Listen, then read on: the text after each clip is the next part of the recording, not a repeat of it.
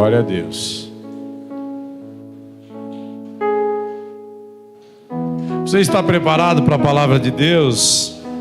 Abra sua Bíblia no livro do profeta Daniel, capítulo de número 1. Daniel, capítulo de número 1.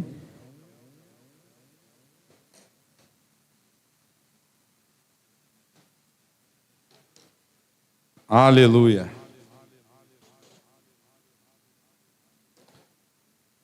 Amém? Eu quero que você mantenha aí aberto em Daniel capítulo 1, versículo 1. Pode deixar aberto aqui também, nós já vamos fazer a leitura. Estenda sua mão para cá, vamos orar. Amém? Glória a Deus. Glória a Deus. Pai, no nome de Jesus, fala conosco nessa noite através da Tua poderosa palavra, Senhor. A Tua palavra que é lâmpada para os nossos pés e luz para o nosso caminho. Como ainda hoje, Senhor, eu falava, que os meus lábios se mexam nesse lugar, mas que a voz do Senhor é que seja ouvida. A Tua voz é a principal, a Tua voz é a soberana deste lugar, ó Deus. Não há ninguém como o Senhor. É do Senhor que nós aprendemos, é do Senhor que nós ouvimos. Fala conosco nessa noite, no nome de Jesus. Amém e amém. Queridos, eu tenho um tema para ministrar nessa noite. E o tema da mensagem é o seguinte: só termina em revelação o que começa com posicionamento. Só termina, repita comigo, só termina em revelação o que começa com posicionamento. Vou fazer uma introdução aqui antes de nós lermos a palavra do Senhor. Porque a Bíblia diz assim, que o povo às vezes perece pela falta de conhecimento. Por isso que nós temos tentado aqui com a mesa transformadora, com o curso que nós fazemos às terças-feiras, temos tentado passar conhecimento. Para quê? Para que o povo de Deus não sofra mais pela falta de conhecimento. Às vezes nós somos enganados por qualquer vento de doutrina, porque não conhecemos a palavra de Deus. Nós somos enganados por charlatões de internet, porque não conhecemos a Bíblia. A Bíblia é poderosa. Ela é o livro mais eficaz de todos os tempos, é a Bíblia. Por quê? Porque ela não é uma escrita morta. Ela é uma palavra viva. Ela é uma palavra deixada como direção para o povo de Deus. Tem muita gente que, como eu queria ouvir uma profecia sobre a minha vida. Glória a Deus pelos santos profetas do Senhor. Mas existe uma profecia escrita a todo homem e a mulher de Deus, disponível para todos nós, barato, acessível. Talvez você tenha na estante de casa e não conheça o que a Bíblia ensina. Este é o livro motivacional. Este é um livro de exortação. Este é um livro de consolação. Este é um livro de direção. Este é um livro profético para os nossos dias. O livro do profeta Daniel, ele é dividido em duas fases.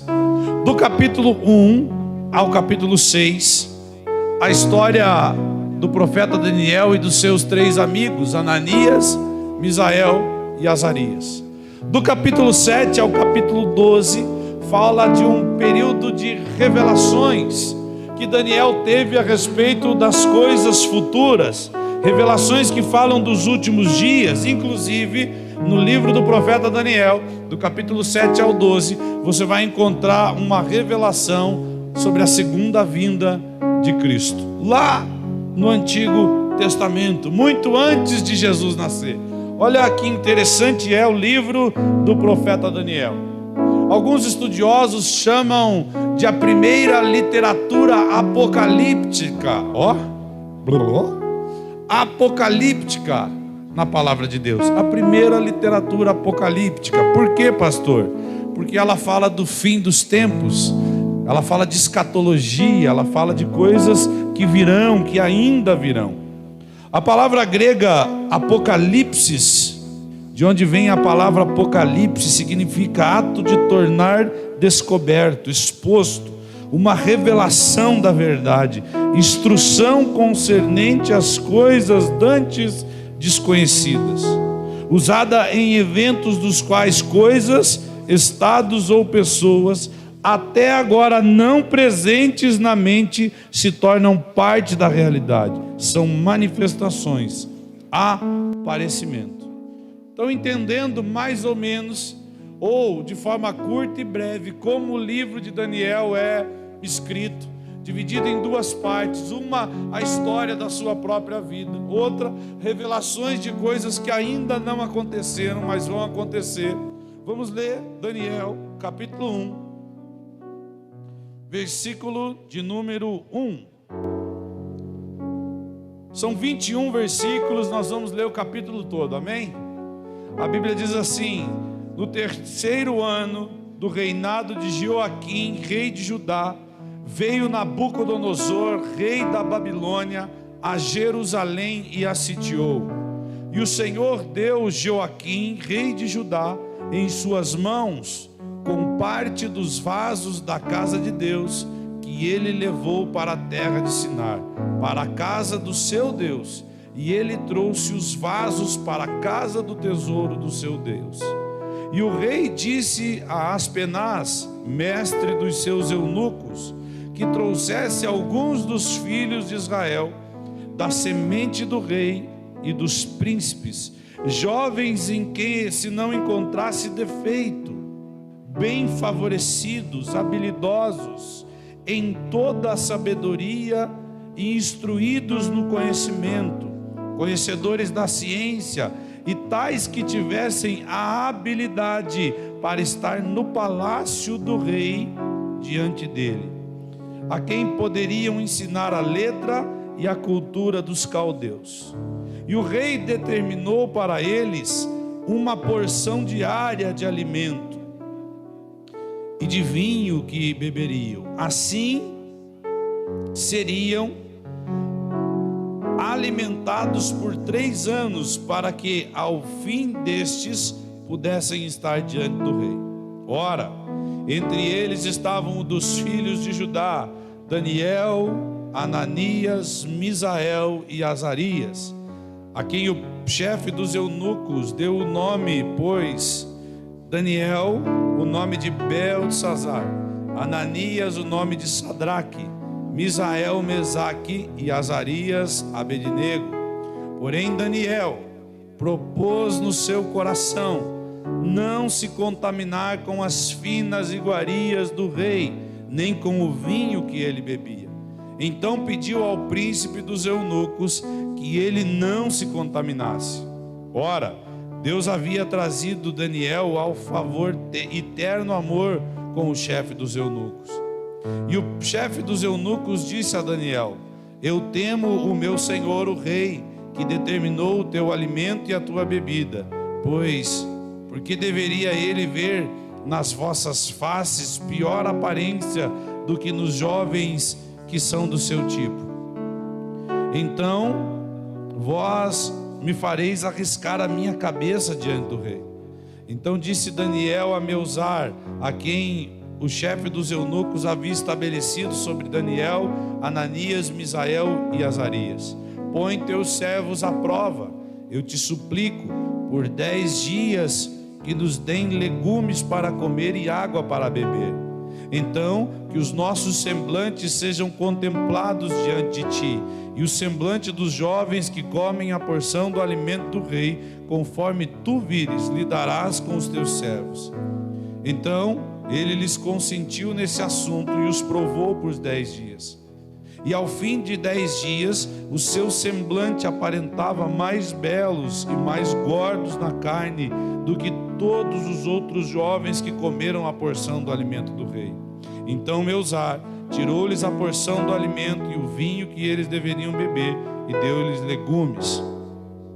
Quanto a estes 4 jovens, Deus lhes deu conhecimento e habilidade em todo aprendizado e sabedoria, e Daniel tinha entendimento de todas as visões e sonhos. Ora, ao final dos dias que o rei tinha dito que deveria apresentá-los, o chefe dos eunucos trouxe à presença de Nabucodonosor. E o rei conversou com eles diante de todos. Não achou ninguém como Daniel, Ananias, Misael e Azarias. Portanto, eles permaneceram diante do rei. E em todas as questões de sabedoria e entendimento que o rei inquiriu deles, ele os considerou 10 vezes melhores do que todos os magos e astrólogos que haviam em todo o seu reino. E Daniel continuou até o primeiro ano do rei Ciro. Amém? Glória a Deus. Queridos, Daniel foi um homem que viveu na Babilônia coisas extraordinárias, mesmo com um início completamente desastroso. Por que, pastor, início desastroso? Porque Daniel era de uma família nobre dos membros de Judá. Daniel era de uma família com condições financeiras. Então pense que um jovem com condição financeira podia fazer o que quisesse, a hora que quisesse, como quisesse fazer.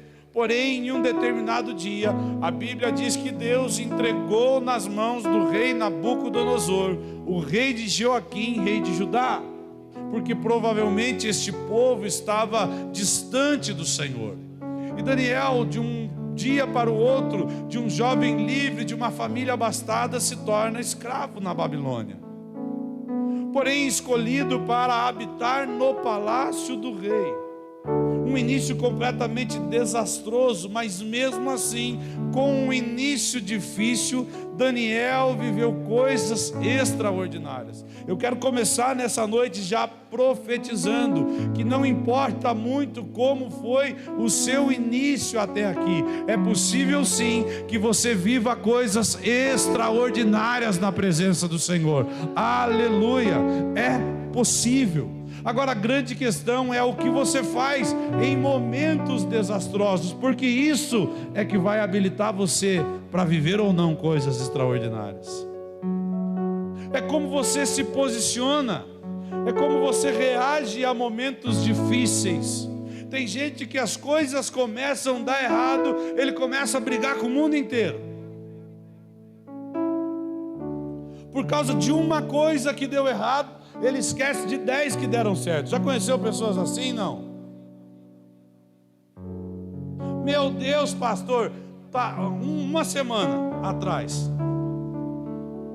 o irmão testemunhando: pastor, conseguiu um emprego, pastor, o salário aumentou, oh glória, em uma semana, pastor, já fui efetivado, o patrão gostou tanto de mim que diz que nem preciso dos 90 dias, já me efetivou. Aí daqui a pouco o que acontece? Acontece algum problema, pastor, parece que nada dá certo na minha vida. Meu irmão, cadê o cara da efetivação, do salário melhor, da porta de emprego que se abriu? Por causa de uma coisa que deu errado, você esqueceu de tudo que está dando certo. E normalmente a nossa memória reage exatamente assim nos momentos difíceis da vida. A gente começa com aquela síndrome, eu esqueci o nome agora, os mais avantajados em idade vão lembrar. Ó céus, ó vida, como é que é? Hip hard, lip hard, meu Deus, nossa, meu Jesus. Cleito assistia esses menininhos com 32 anos, né, Cleito? Não é brincadeira. Gente, mas a gente está assim, ó céus, ó vida, e esquece tudo de bom que está acontecendo. Esquece da família que a gente tem, das pessoas que estão do nosso lado, daqueles que ainda acreditam em nós. Mas esses momentos desastrosos vão despertar um homem e uma mulher de fé ou não. É nesses momentos desastrosos que a sua reação vai habilitar você para viver ou não coisas extraordinárias. E Daniel foi um homem que viveu sim milagres que eu não me lembro de ouvir falar de milagres parecidos com os que Daniel viveu na Babilônia. E nós não estamos falando da igreja, diga, não estamos falando da igreja, porque Babilônia era um lugar que não se parecia nem um pouco com uma igreja. A Babilônia era a nação mais idólatra de toda a terra. A Babilônia foi fundada por um homem chamado Nimrod e sua esposa chamada Semiramis. Quem são esses dois? São os patriarcas de toda idolatria, que é a abominação ao Senhor. Nimrod foi o homem que decidiu construir a Torre de Babel, que o Senhor desceu para ver a torre e disse: não é bom o que esses homens estão fazendo. Dividiu as línguas. Você lembra dessa história lá de Gênesis?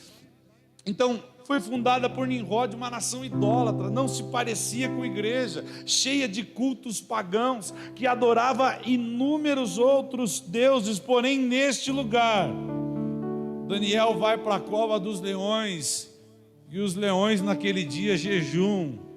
Daniel sai ileso da cova dos leões. Uau! Glória a Deus! E olha só, esses leões, de cova de leões, você entender a história, mas alguém deu ração para os leões antes.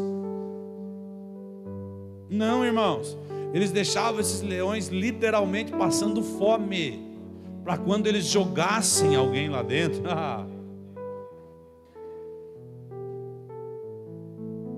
Pouca passada. Poucas ideias.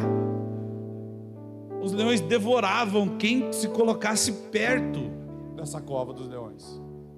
E naquele dia os leões jejuaram. Daniel passa uma noite na cova dos leões, no meio dos leões, os leões andando em volta dele, como se nem ouvissem lá dentro.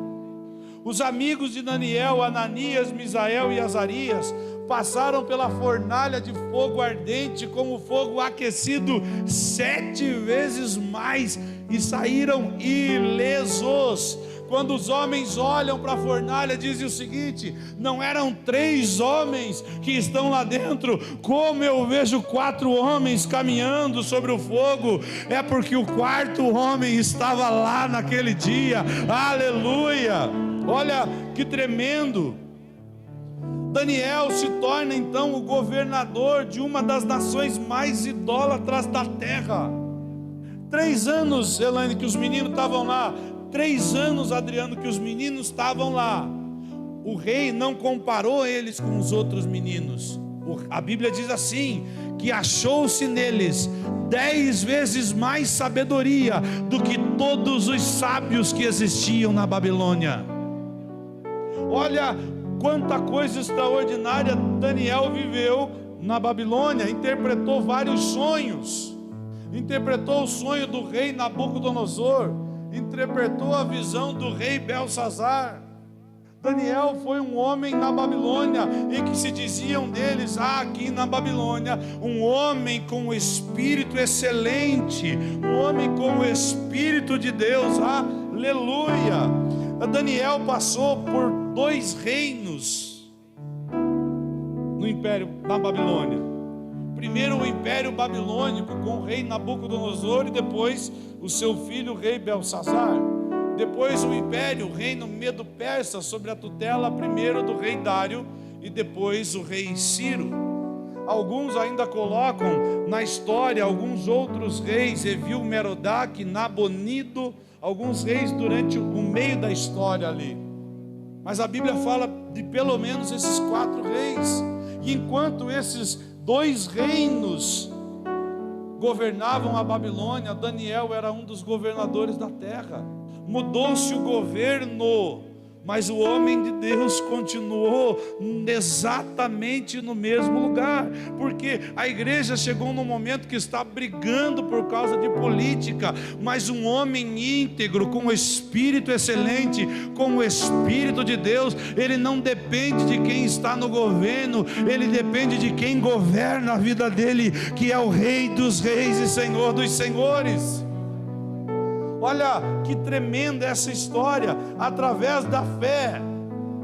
Abre para mim aqui, Daniel capítulo 6, versículo 25. Através de sua fé, o rei Dário mandou uma carta para toda a terra, dizendo: a partir de hoje todos temam e tremam perante o rei de Daniel. Olha que lindo esse texto. Então o rei Dário escreveu a todos os povos, preste atenção nisso. Ele não escreveu só as cidades que compõem a Babilônia.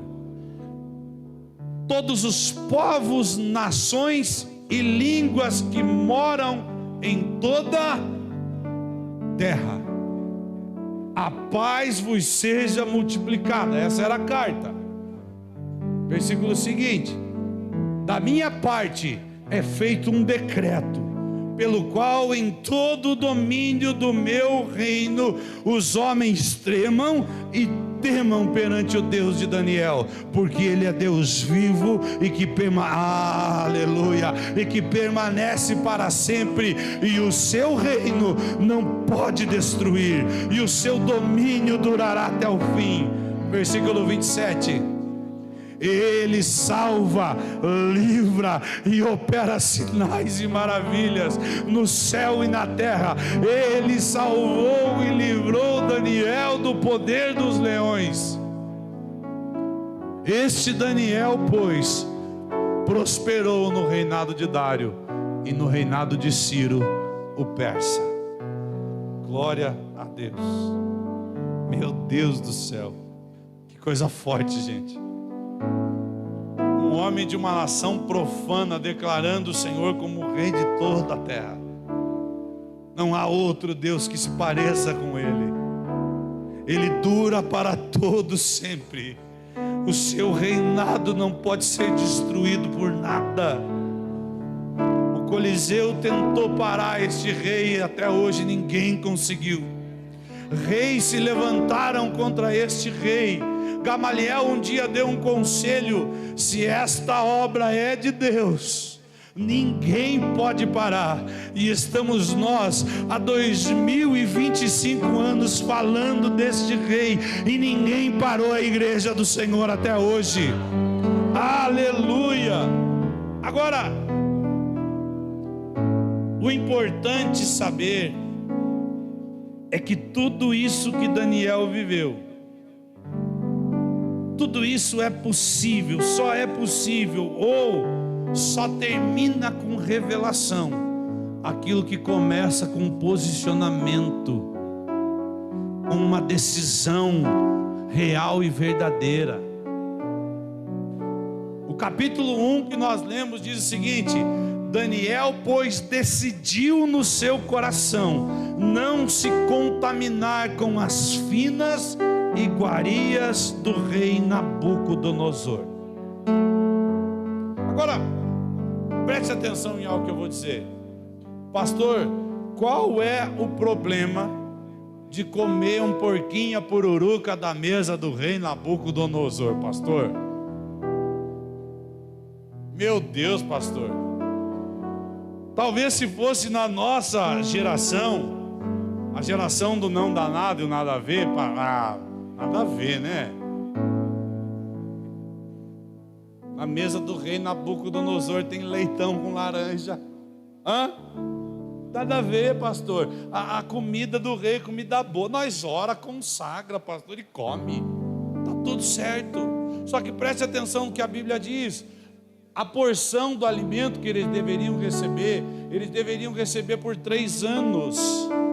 A questão não era o alimento, a questão era o que esse envolvimento por 3 anos poderia produzir na vida desses jovens.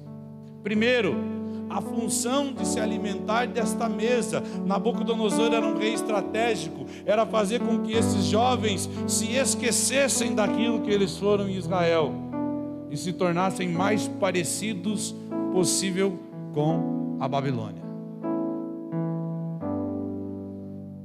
Quando Daniel decide não se contaminar, não era um pecado diante de Deus ele comer algo da mesa do rei Nabucodonosor.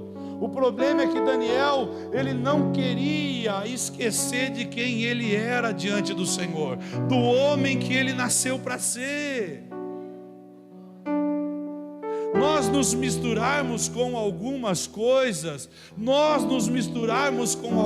coisas, tem essa capacidade de fazer com que a gente esqueça quem Deus é na nossa vida e o que nós nascemos para ser. Você não é obra do acaso. Você não chegou até aqui por algo que, eu acho que foi os meus problemas que me trouxeram aqui. Não. Efésios capítulo 1, verso 4 diz que Ele nos elegeu nele antes da fundação do mundo. Aleluia! Os nossos dias estavam escritos no seu livro sem que nenhum deles ainda existissem. Glória a Deus!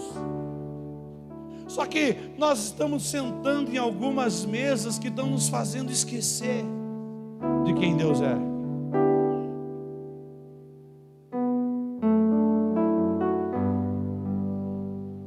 É mais fácil a gente ir para uma receita pronta.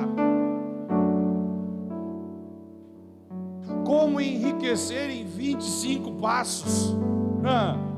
O único cara que enriquece é o que vende o curso.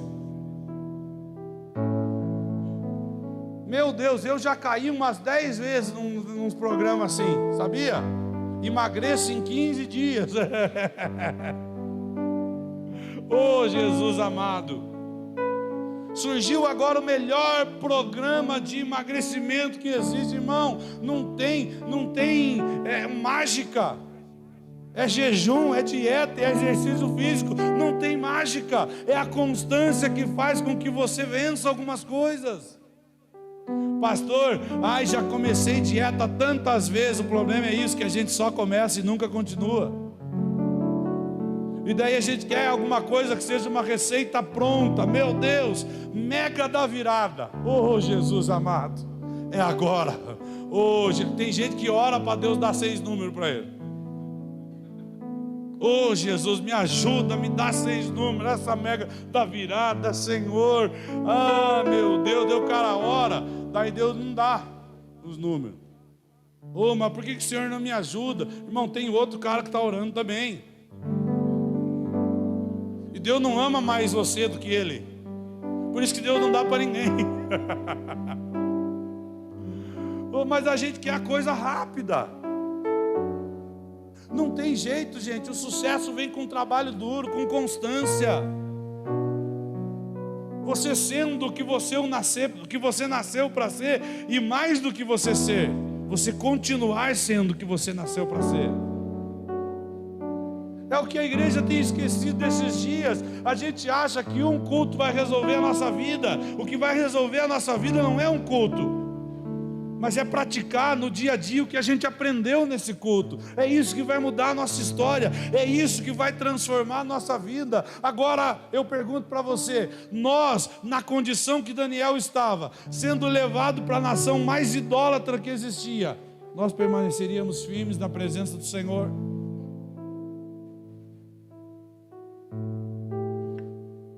Queremos uma vida extraordinária, queremos vida de governo, queremos ser sacerdote, queremos ser pessoas de legado, queremos viver milagres extraordinários, mas não queremos iniciar com posicionamento.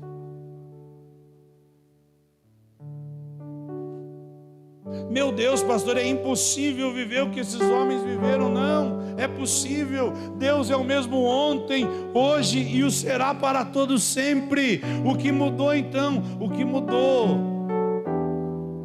é a capacidade da nossa geração permanecer firme nos caminhos do Senhor, posicionados na presença dEle. Sempre que um homem se ia, quando Moisés foi transladado, quando Moisés no monte do Senhor, o Senhor falou: Moisés, é até aqui, e não foi achado mais, diz a palavra do Senhor. Então o Senhor vai trocar uma ideia aqui no nosso linguajar, vai trocar uma ideia com Josué. E a primeira coisa que Deus diz para Josué: coloca-te em pé, porque eu falarei contigo. Porque a primeira coisa que um homem precisa fazer é se posicionar. É se posicionar. Agora a gente quer que as coisas mudem na nossa vida e a gente continua sentado do mesmo jeito que a gente está. Passou 2024, gente. Já estamos no dia 16 de fevereiro de 2025. O tempo está voando. E se você for o mesmo irmão, a mesma irmã de 2024, 2025 vai ser exatamente igual. Mas se você quer viver coisas extraordinárias, você precisa se posicionar a partir de hoje de forma diferente, como nunca antes. A chave que destrava uma vida extraordinária é um posicionamento mediante a fé. É um posicionamento mediante a fé.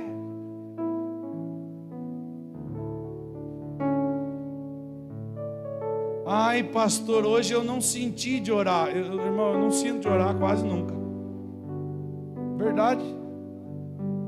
E a maioria das vezes não tem nem vontade. Vou ser bem sincero para você. Mas eu sou posicionado. Eu decidi e eu vou fazer mesmo sem vontade de fazer. E daqui a pouco você está fazendo, você chega assim. Ah, Senhor, estou aqui, né? Fechei a porta, né? Sabe que parece que o telhado está de bronze? Mas daqui a pouco daqui a pouco começa um negócio diferente a acontecer. E você que chega meio sem vontade de chegar, você depois, por causa de um compromisso, tem que sair sem vontade de sair. Porque a presença dele começa a se manifestar de forma tão gloriosa. E as lágrimas começam a descer. E aquele cara marrento que entrou, tô aqui, né, Deus? Daqui a pouco tá com ranho escorrendo até pela boca. Oh, Jesus. Ai, que coisa gostosa, gente. Acordei. Ai, que vontade de ler a Bíblia hoje. É difícil, irmão. É difícil. Quem aqui, meu Deus, é raro as pessoas, pode acontecer, mas aquela irmã, criançada, voltou para as aulas depois das férias. Ela olha para a casa dela, parece que passou um furacão dentro de casa. Fala, meu Deus, Katrina passou por aqui, Jesus. Só que ela acorda segunda de manhã, glória a Deus. Oh, gente, aleluia, que bênção. O que, minha irmã? Hoje eu vou fazer uma faxina. Eita glória, terra. Lá em casa é assim, sai todo mundo de casa. Vai ter faxina hoje. Amor, bom dia. Bom dia para quem? Meu Deus. Mas mesmo assim a gente vai e faz. Tem dia que eu levanto, irmãos, a empresa que eu presto serviço é lá em Mandirituba. Você já pensa no caminho daqui até lá, trânsito. Chega naquele Ceasa, às vezes você não passa. Eles falam, meu Deus, tem que ir até Mandirituba. Oh, glória. Até Mandirituba, aleluia. Ah, Deus poderoso. Escutando buzinada, fechada dos outros no carro. Motorista de ônibus, meia navalha. Jesus amado. Olha só, mas a gente tem que ir. Mas por que com as coisas de Deus a gente não é posicionado assim? Sabe por quê? Porque a gente não tem um salário. Sabe o que é salário? É aquilo que a gente vê como recompensa hoje. Só que a recompensa do serviço ao Senhor é muito maior do que qualquer ouro e qualquer prata. É muito maior do que qualquer ouro e qualquer prata. O que a gente valoriza aqui no céu é asfalto. Lá as ruas são de ouro, os portões são de pérola, os muros de cristal. A irmã da Deus e Amor chama da cidade sem cores. Ela teve uma visão do céu um dia que ela estava em coma e ela chama o céu da cidade sem cores. Por quê? Porque cada vez que o Pai se vira no trono, o céu muda de cor. Meu Deus do céu, aleluia, aleluia. Sabe, não se trata daquilo que você recebe hoje, e aqui eu vou receber em espécie. Não, se trata da pessoa que você está se tornando e do lugar para onde você está indo, meu Deus do céu. Só que tudo começa com posicionamento, é a chave que destrava uma vida extraordinária. É necessário uma decisão firme de não se contaminar com as iguarias do rei, isto é, posicionamento. Posicionamento. As pessoas hoje da nossa geração estão esquecendo do Senhor, porque decidiram comer na mesa do rei deste século, achando que não tem nada a ver. Não tem nada a ver, pastor.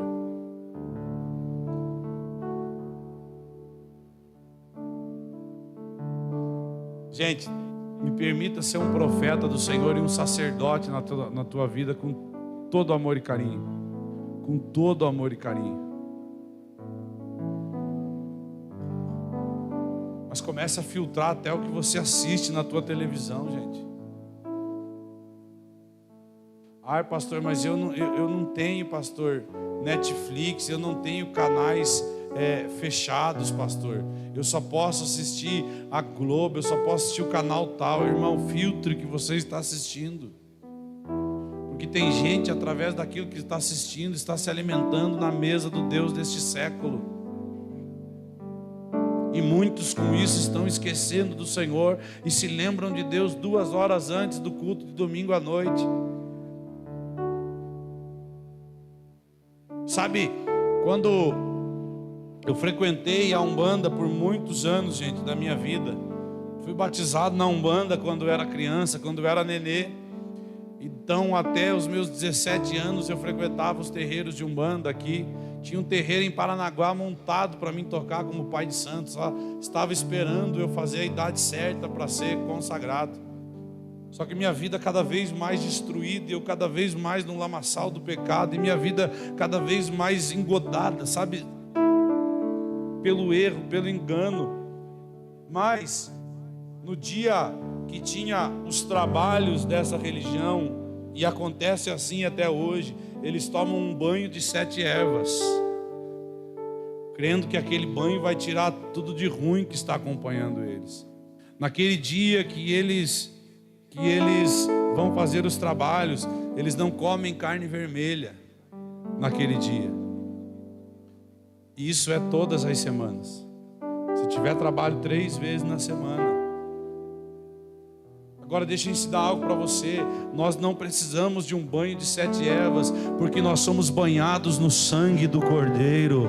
Aleluia, aleluia. Só que você percebe que, porque nós estamos esquecendo de quem o nosso Deus é, os filhos das trevas se tornaram mais prudentes do que os filhos da luz.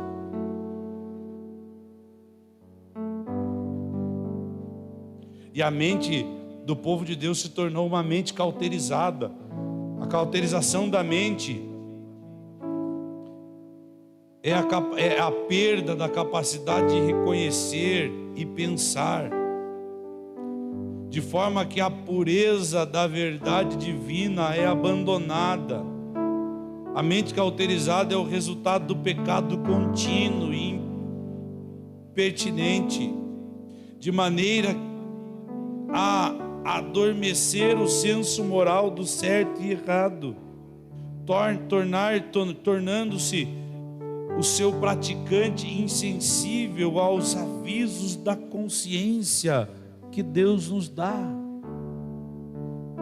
Sabe, a mente cauterizada, não sei se conseguiu entender aqui o que eu disse, é um estágio que você chega, que você não tem mais certeza daquilo que é certo ou que é errado, porque tudo se tornou comum. E isso vem através da prática contínua do pecado. E essa pessoa que pratica isso, que cauteriza a mente, ela não consegue mais ouvir aquilo que o dicionário chama de consciência de Deus, mas nós sabemos que é o Espírito Santo falando. E se tornou comum, normal, está tudo certo. Você não é alguém que melhorou um pouquinho, não. Você não é alguém que, de repente, que era de outra religião e melhorou um pouquinho, porque você vem no culto de domingo à noite, não. Você é transformado pelo sangue do Cordeiro, lavado e remido, purificado, salvo, aleluia.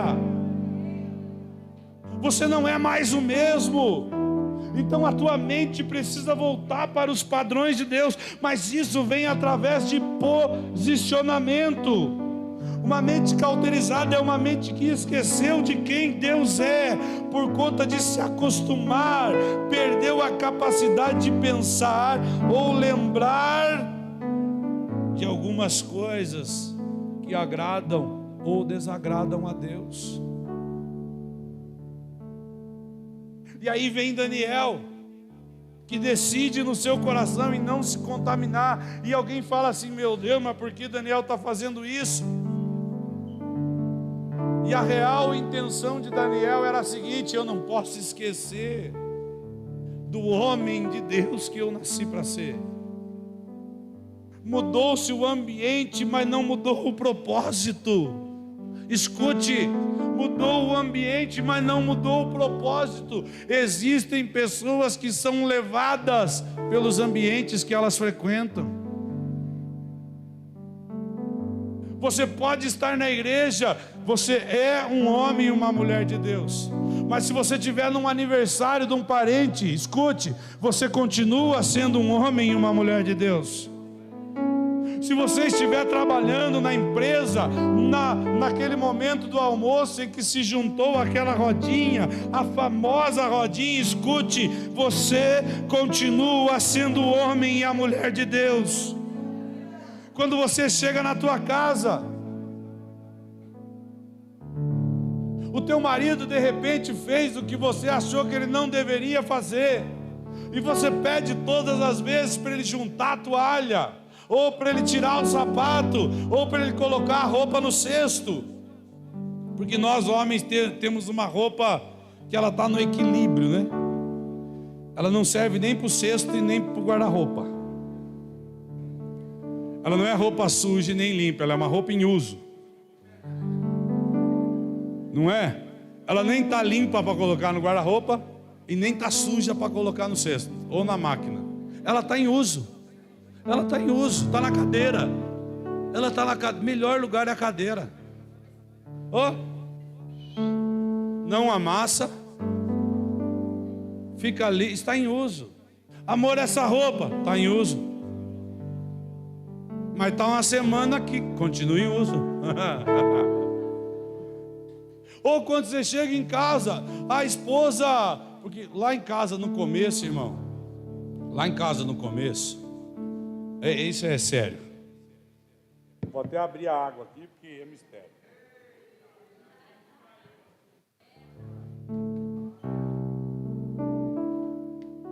Na minha casa no começo, nosso casamento foi marcado por várias dificuldades, né, no começo. A pastora Vanessa, você já ouviu aquele louvor complicado e perfeitinha, não?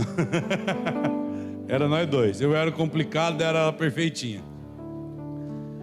Só que é o seguinte, a pastora Vanessa veio de uma família que organizava meia por cor.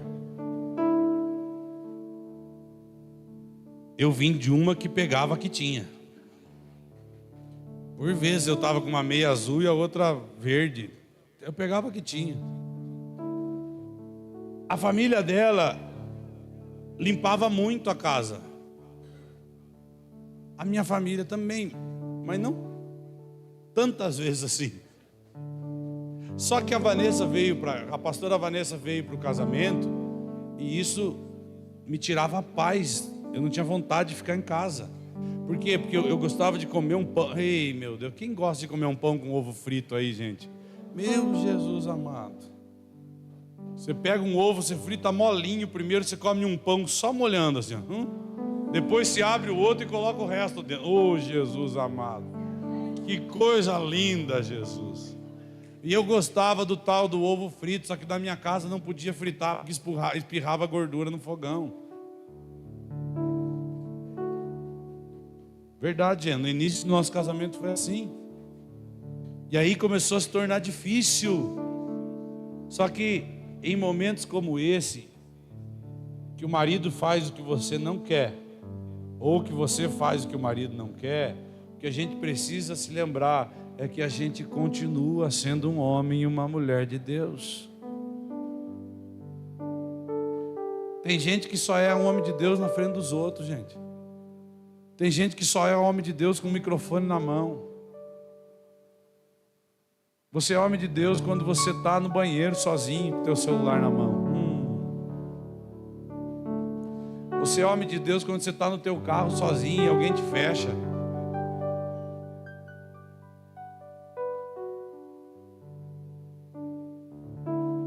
Uma vez veio um varão pregar na nossa igreja lá de Curitiba, num culto de jovens, e eu tinha convidado.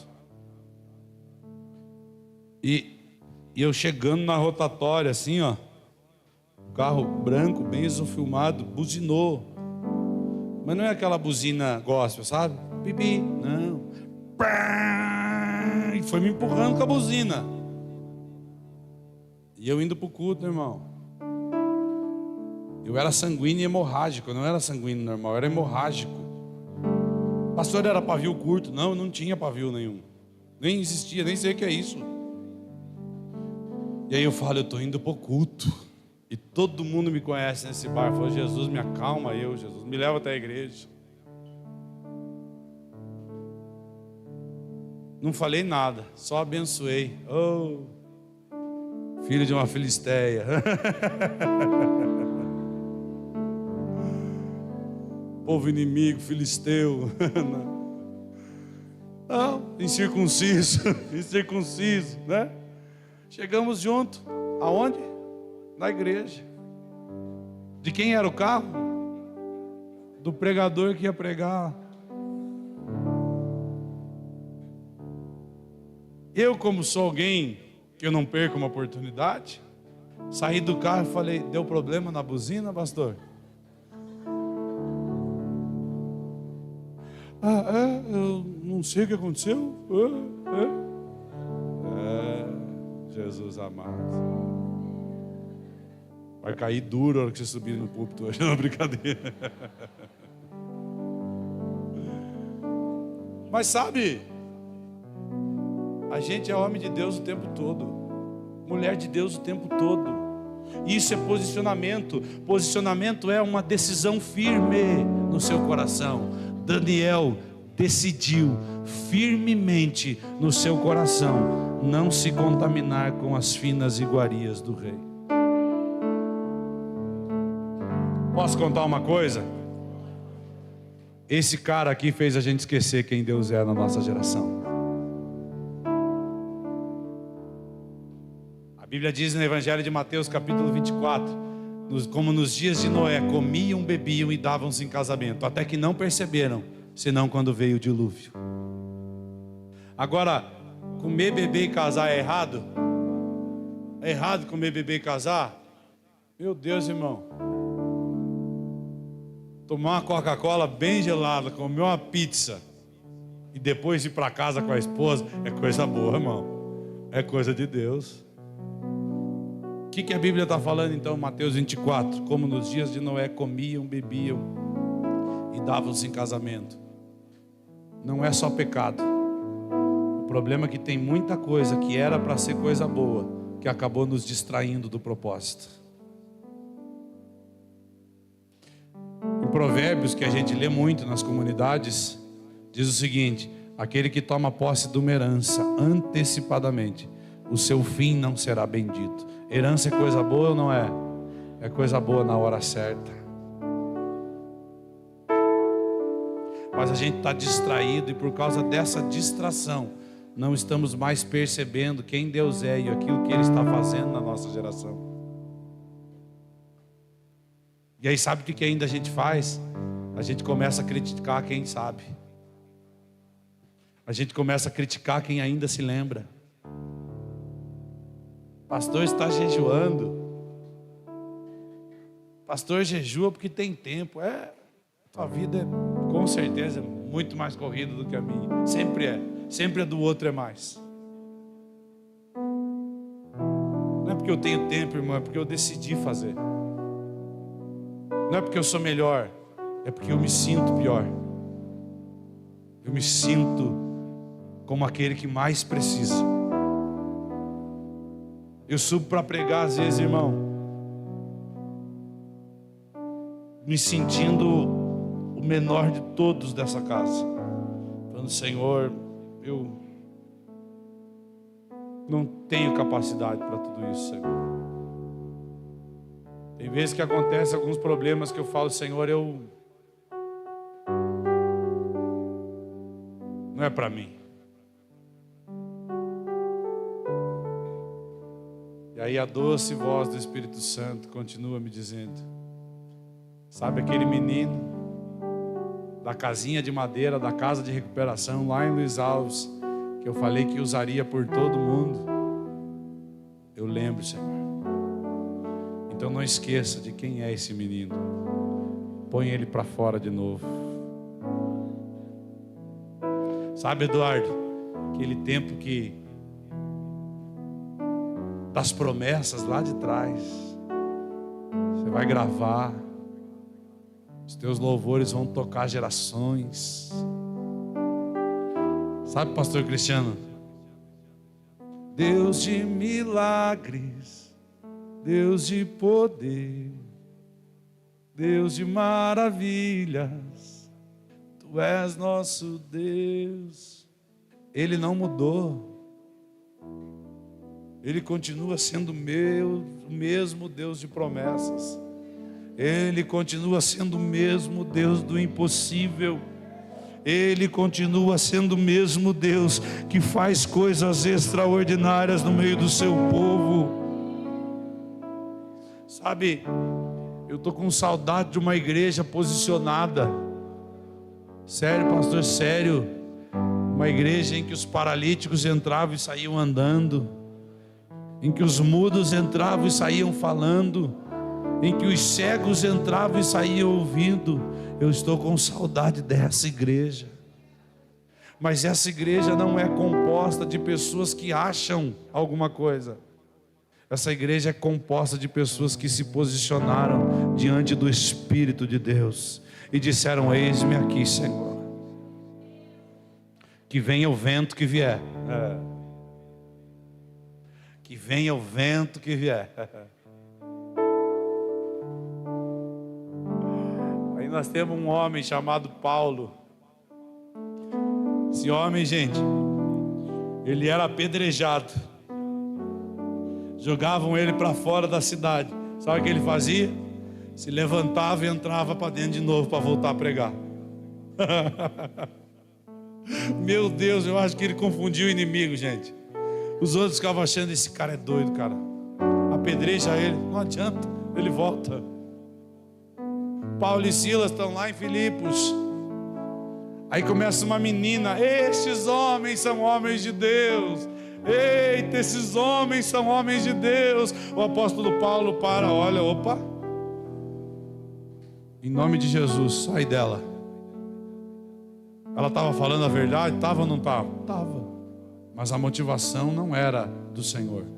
Paulo repreende o espírito, só que ela dava lucro, porque ela era uma adivinhadora. Os homens que ela davam lucro denunciam Paulo e Silas. Eles são açoitados com 49 açoites menos 1. 40 menos 1. Que um homem só aguentava 40 açoites. Então eles deram 39 em Paulo e Silas. Jogaram eles na prisão.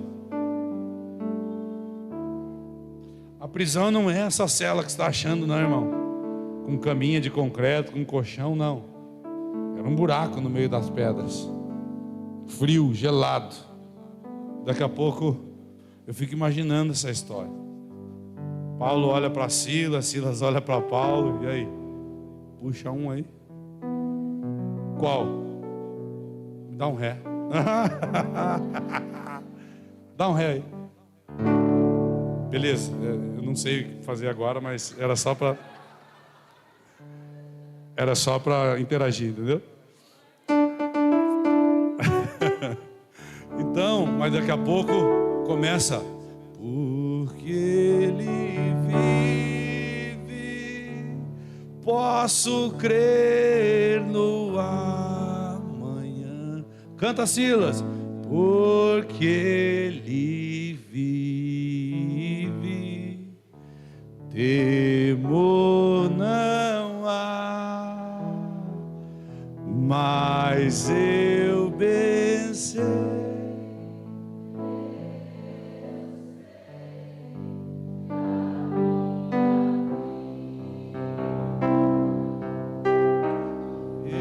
Está nas mãos do meu Jesus que vivo. Eu fico pensando os outros presos ouvindo. Esses caras são doidos, só pode. Eles acabaram de apanhar, estão presos. Então, porque ele vive, posso crer no amanhã.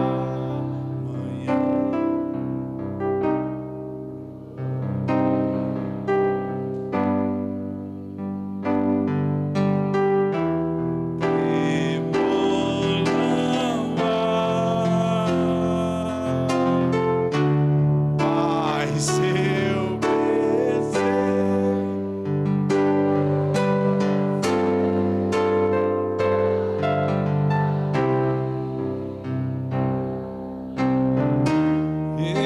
Está nas mãos do meu Jesus. Começa. O terremoto começa a acontecer na prisão, as cadeias começam a ser abertas de todos. Por quê? Porque quando você se posiciona, até os que estão à sua volta começam a receber daquilo que está na sua vida. O carcereiro então leva a espada à sua cabeça. Eles fugiram, eu vou me matar. Paulo grita: ei, não te faças mal, porque estamos todos aqui. O carcereiro pirou, endoidou, falou: o que é isso que aconteceu aqui? Levou Paulo para casa, Paulo pregou para a família se converteu. Aí daqui a pouco o carcereiro vem no outro dia: Paulo, tá, eles mandaram soltar você. Paulo: não, vou sair não. Como assim? Eles vão ter que vir aqui me tirar. Paulo do céu,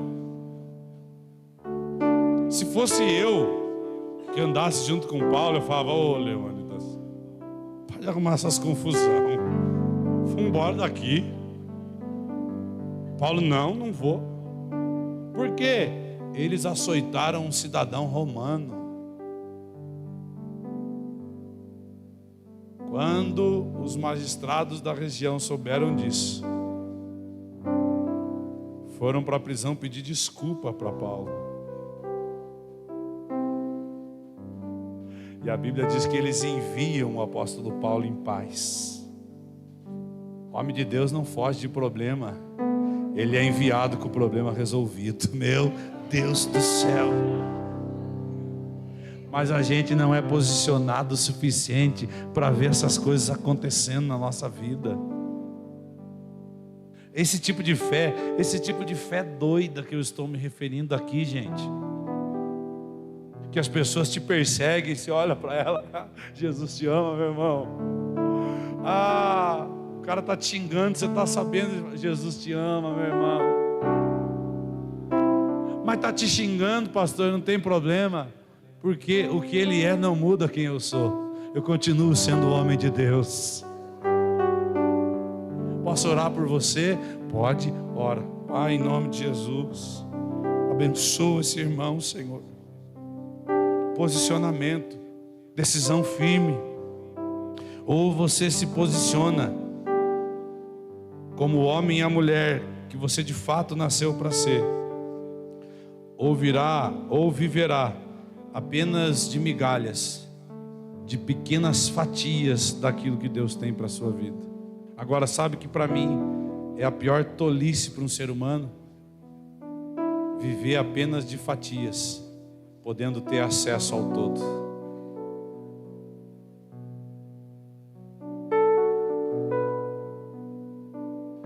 Chega uma mulher então um dia para Jesus, e Jesus fala: não é lícito tirar o pão dos filhos e lançar aos cachorrinhos.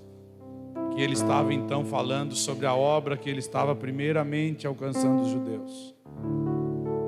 E aquela mulher olha para ele: mas até os cachorrinhos comem das migalhas que caem da mesa. Jesus fala: aí tem uma fé que eu não encontrei em outro lugar. Sabe o que Jesus está dizendo para essa mulher a partir de agora? Pois é, mas por causa do teu posicionamento, você não nasceu para comer migalha. Senta na mesa do teu pai. Aleluia. Senta na mesa do teu pai. Vou encerrar com a história de um homem chamado Mefibosete. Quem conhece Mefibosete? Filho de Jonatas. Mefibosete era neto do rei Saul. Então, quando o rei Saul e Jonatas morrem, os filisteus invadem Israel. Tirsa, a babá do menino, vai correr com ele. E você vai ver que algumas histórias ela derrubou o menino, e outras a carroça passa por cima das pernas do menino. O fato é que Mefibosete, neto do rei, fica aleijado naquele dia, e a partir daquele dia. Então Mefibosete vai viver em uma terra chamada Lodebar. Lodebar significa terra do nada, terra de ninguém. O herdeiro legítimo em uma monarquia do trono era Mefibosete. Só que o ungido de Deus a partir daí era Davi. Davi era amicíssimo de Jonatas. A Bíblia diz que a alma dos dois se conectou. E um dia Davi se levanta e pergunta para Ziba: Ziba, há alguém da casa de Saul para que eu use de benevolência por amor a Jonatas, o meu amigo? Ziba tem um filho de Jonatas, Mefibosete, na terra de Lodebar. Vai buscar esse menino.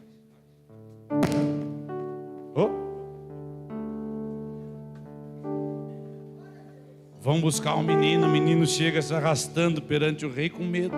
Por quê? Porque em muitas outras nações o rei mataria aquele menino, que era o último descendente de Saul na terra. Mas o rei Davi, eu fico pensando nessa conversa, irmãos. Essa conversa mexe demais comigo. O rei Davi olha e fala: cara, eu era amigo do teu pai, cara. Teu avô não me matou porque teu pai me protegeu. Ele era meu amigo do coração. E Ziba olha para Davi e fala: Davi, eu sou um cão morto. Olha o sentimento de Mefibosete, um cão morto. Quando você vê um cão morto na rua, o que você sente? Nojo. É isso ou não é? Você passa a ver aquele cão que o carro passou por cima, você vê aquilo no meio da rua, você sente nojo. Era assim que Mefibosete se sentia. Mas o rei Davi olha para ele e fala: meu filho, a partir de hoje tudo que era do teu avô Saul, eu vou te restituir. Tudo é teu. Mas mais do que isso, a partir de hoje você não vai mais comer no chão como um aleijado. A partir de hoje você vai sentar à mesa do rei e vai comer comigo. Agora tem um detalhe de sentar na mesa do rei. Quando se é aleijado e se senta na mesa do rei, ninguém mais enxerga o teu defeito. E assim é a mesa do Senhor. Quando Ele te chama para sentar à mesa dEle, quando Ele te chama para sentar à mesa dEle, quer dizer que você está indo para um lugar que ninguém mais vai reparar nos teus defeitos. Então por que muitas vezes nós ainda preferimos a mesa de Nabucodonosor? Se coloque de pé comigo nessa noite.